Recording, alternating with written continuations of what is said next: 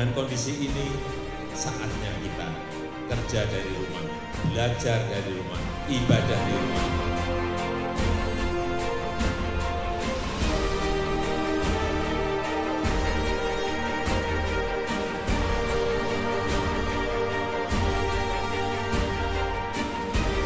Memperbesar di program-program bantuan langsung masyarakat, baik itu program Keluarga Harapan PKH, Kartu Indonesia Sehat KIS, Kartu Indonesia Pintar, Kartu Sembako, Kartu Prakerja, Rastra segera semuanya diimplementasikan.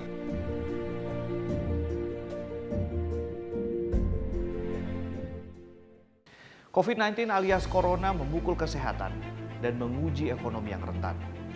Pukulan semakin telak terasa bagi kalangan bawah karena mereka mengais rezeki harian. Mulai dari pedagang kaki lima, buruh bangunan, pengemudi online, dan masih banyak lainnya lagi yang harus dirumahkan. Mereka rata-rata tinggal di kawasan yang kurang layak, rentan terhadap wabah, dan rentan terhadap krisis. Kami mulai penelusuran bersama dengan Mai dan keluarganya yang tinggal di bawah kolong jembatan di kawasan Kota Tua, Jakarta. Mai adalah gadis cilik yang kesehariannya membantu mencari nafkah sang bunda dengan menjual balon di kawasan wisata Kota Tua. Ia mengajak kami berkunjung ke tempat tinggalnya. Inilah kondisi di bawah kolong jembatan. Ada kehidupan layaknya gang-gang dan rumah-rumah semi permanen yang berhimpitan. Di ruangan tidak lebih 4 meter persegi inilah, Mai bersama ibunda, adik dan kakaknya tinggal berhimpitan.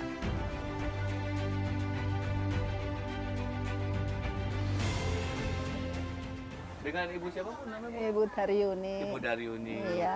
Ibu ini kan anaknya 6 bersaudara ya? Iya. Jadi yang di sini tinggal ada 4. Tinggal ada 4. Iya. Semuanya tinggal di sini, tidur di sini. Yang satu udah misah, orang tuanya ini udah berarti misah, cucu. Jadi yang tinggal di sini 3. Ada 3. Iya. Jadi semuanya tidur Iya. di sini. Iya. Kalau keseharian ibu usahanya apa, Bu? Ya jualan di Fatahila. Jualan apa, Bu? Balon. Jualan balon. Iya. Jadi itu setiap hari jualan. Iya. Kalau libur katanya anak-anak yang jualan. Anak-anak. Itu pendapatan bisa berapa, Bu, kalau? Enggak tentu, Kak. Kalau lagi rame ya 200-300 mah dapet. Kalau lagi rame, kalau lagi sepi ya paling minimal 50.000. Gitu, Kak. Ini berarti sewa ya, Bu? Sewa 300. 300.000 Iya, per bulan. iya.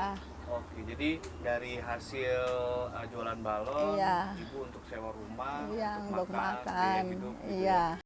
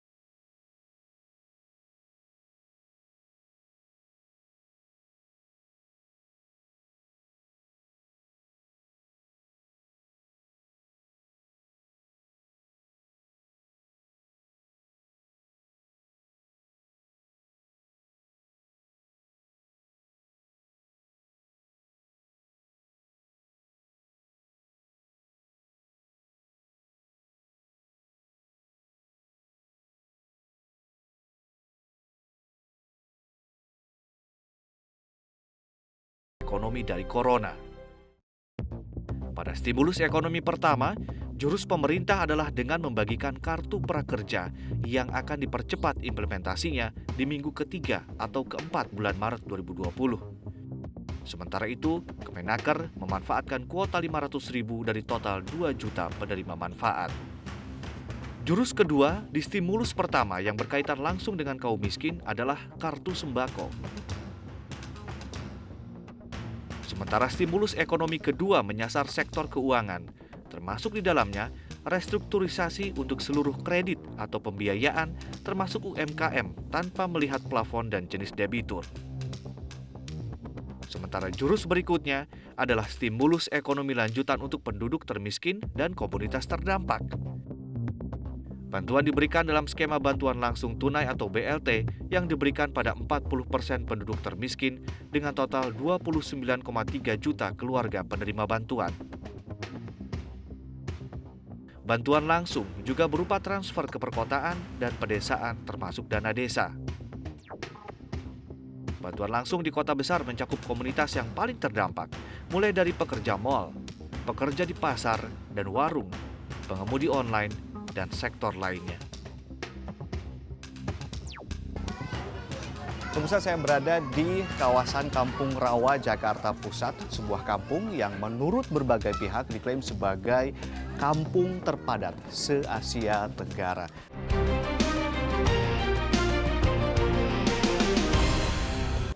Menteri Sosial Republik Indonesia menyatakan akan menyalurkan bantuan sosial untuk menangani dampak ekonomi dari COVID-19, yakni berupa bantuan BLT dan juga PKH. Namun ia menyatakan data yang digunakan merupakan data yang selama ini ada alias data yang existing. Masalahnya, apakah penyaluran dana dan juga penyaluran bantuan sosial selama ini sudah efektif dan tepat sasaran? Lalu apa sebetulnya kendala utama dalam penyaluran bantuan sosial selama ini? Kami hadirkan potretnya untuk Anda dari penelusuran yang telah kami lakukan sebelumnya.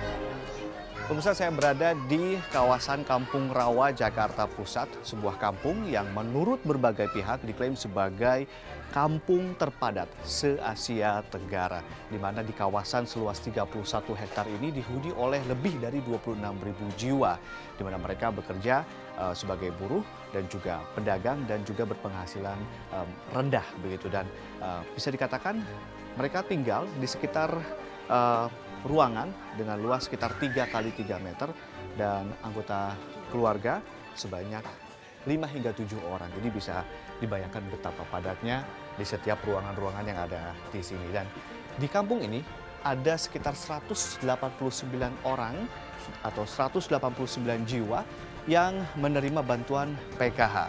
Nah, dari 26.000 apakah betul hanya 189 orang saja yang layak mendapatkan bantuan pemerintah?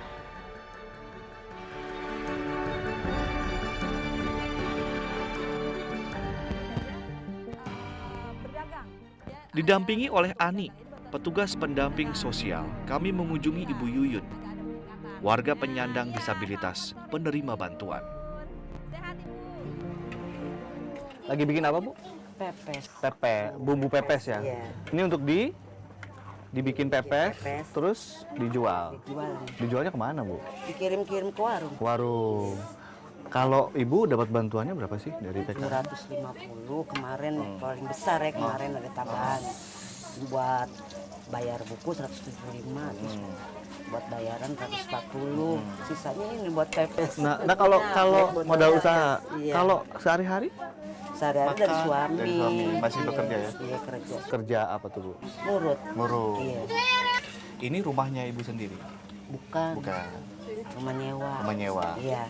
Sewa berapa? Sebulan 700. 700.000. Listrik? Listrik token. Oke.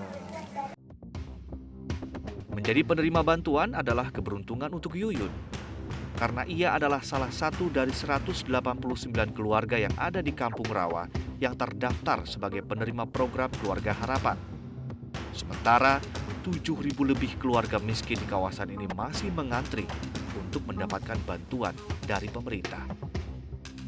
Sementara itu, masalah data penerima bantuan kami temui di rumah ini. Ya, Bu Sariah, mari sini. Ibu. Ini kan peserta PKH dampingan Nah, saya. sini Bu, silakan Bu. Ini yang Ibu Bu siapa, Bu? Sariah. Ibu Syariah. Ini Nah, ini yang suka nanya ke saya kalau saya lagi kunjungan, saya pengen dong seperti ini gitu. Saya pengen. Kalau Ibu Juwita dapat? Belum. Oh, belum. Jadi yang belum dapat Ibu ini, Bu Maimunah dan Ibu Juwita. Kalau Ibu Sari udah Dari dapat. tahun 2014. 2014. Tahu nggak kenapa nggak belum dapat? Belum tahu ya? Kurang tahu ya. Kak Bu, ini tidurnya gimana? Enggak, tidurnya Berjejer. betul bareng berjejer gitu. Hmm. Satu kamar itu kita ada 5 orang, 6 orang. Kayak Sarian ini kayak ikan asin. Ngumpul. Ikan pepes nih. Iya. Ini berarti Sama aja kayak kita, Pak. gitu. Iya. Ngontrak apa gimana? Ngontrak. Oh, ngontrak. Iya. Berapa ngontrak ya, Bu? Sebulan 350 di atas. Bawah 400. Iya, makan deh, Pak. Kalau suami Ibu kerja di Kerja. Di mana? Nah, Kemayoran. Mayoran. Data selama ini masih menjadi masalah besar. Ini menjadi kunci utama efektivitas penyaluran bantuan. Terlebih, kini dengan adanya wabah corona yang memukul telak pendapatan rakyat miskin. Nah, agar tepat sasaran, data BPS yang kemudian harus lebih valid atau survei sendiri dari kementerian dan juga dari pemerintah atau seperti apa, Mas? Iya, kita lihat ini multi stakeholder.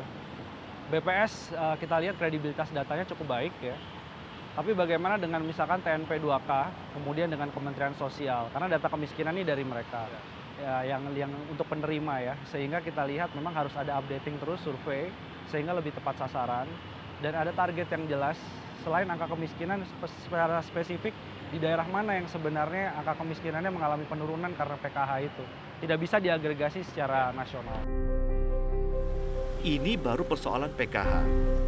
Bagaimana dengan proses pemerintah mendata pengemudi ojek online, pedagang kaki lima, pegawai mal, dan komunitas terdampak lainnya? Sementara di sisi lain, kita semua berkejaran dengan waktu di teror wabah corona. Pengamen, pedagang asongan, pedagang kaki lima, itu kan nggak masuk tuh kategori-kategori yang paling banyak dominan ya.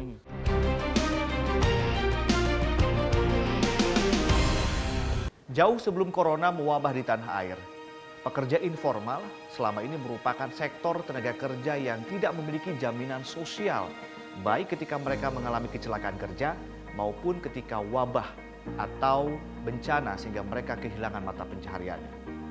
Padahal BP Jam Sostek menyatakan bersedia untuk menaungi sekitar 31 juta pekerja informal dalam skema Jaminan Sosial Tenaga Kerja penerima bantuan iuran atau PBI. Kami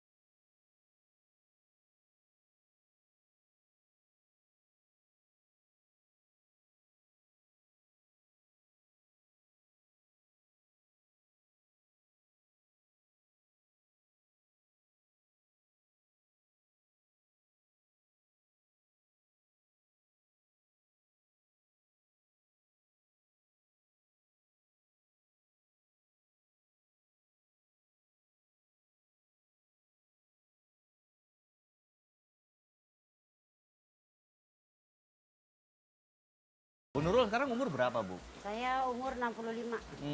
Anak ada berapa? Anak ada 7. Ada 7. Ibu katanya sempat kejadian kecelakaan ya waktu mulung.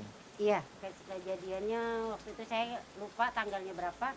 Tapi yang jelas kejadian waktu mulung tuh saya pernah kecelakaan kena kaca. Terus udah gitu saya dari situ dibawa ke rumah sakit. Pas lagi apa tuh, Bu? Lagi? Ya aktivitas saya waktu lagi itu waktu nyari terus ada kena lemparan kaca dari orang. Sampai di puskesmas dilihat ternyata putus uratnya. Saya bawa lagi ke rumah sakit yang lebih besar dari puskesmas. Saya disuruh ke rumah sakit yang lebih besar. Rujukan. Terus udah gitu di situ juga karena nggak ada alat buat operasi, saya dioper lagi, dirujuk lagi ke rumah sakit pusat. Di rumah sakit pusat saya di sana tuh dari jam 10 sampai jam 5 darah ngucur terus. 10 pagi sampai jam 5 sore? Iya, itu nggak ditanganin. Sehari-hari? Mulung saya. Kalau pemulung kan nggak ada perusahaannya, nggak ada yang bertanggung jawab. Mau mati, mau hidup, mau sakit, itu kan perusahaan pribadi. Karena kan dia hari itu kerja, hari itu dapat duit.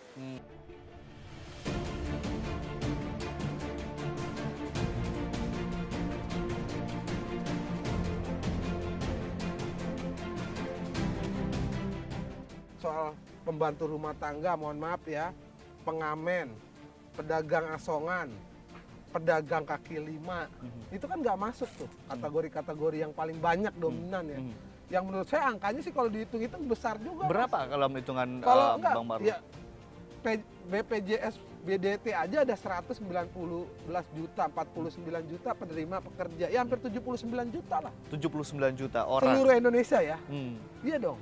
Pekerja sektor informal. Sektor informal. Belum buruh tani, Mas. Buruh tani yang di kampung-kampung. Itu kan juga nggak masuk. Uniknya, BP Jam Sostek justru mengatakan keinginannya menaungi para pekerja informal dengan skema penerima bantuan iuran atau PBI. Artinya, mereka yang bekerja di sektor informal dibantu oleh BP Jam Sostek alias BPJS Ketenagakerjaan yang kini memiliki dana kelolaan 419 triliun rupiah dengan 83% diantaranya diputar di instrumen investasi.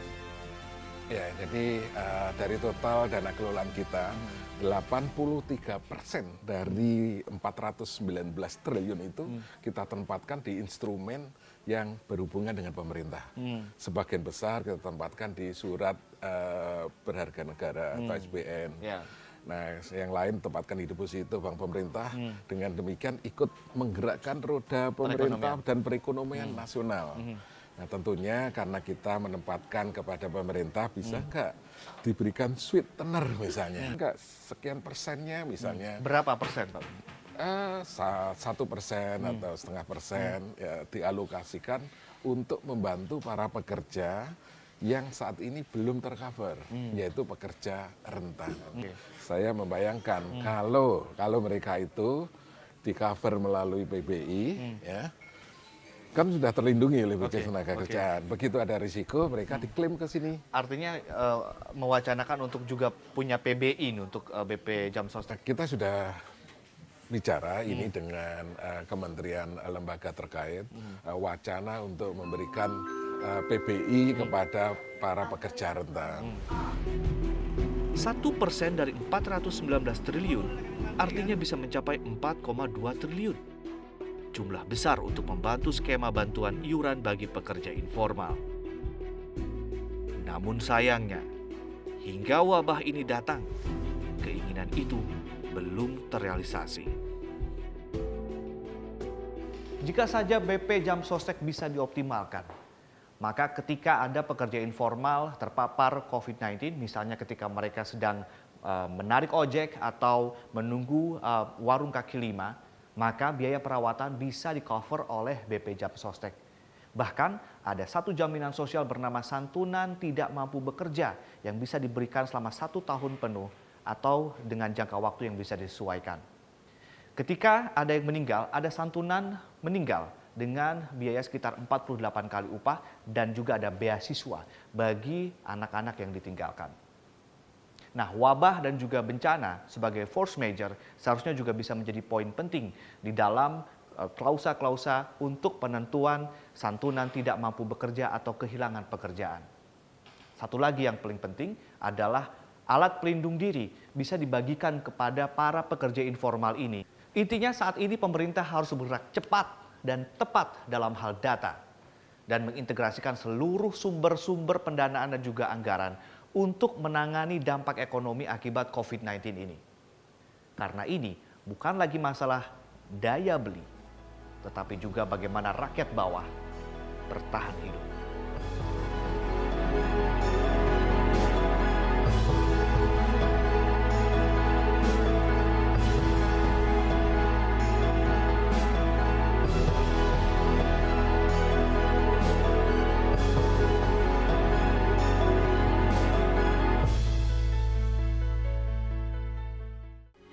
Metro TV, knowledge to elevate.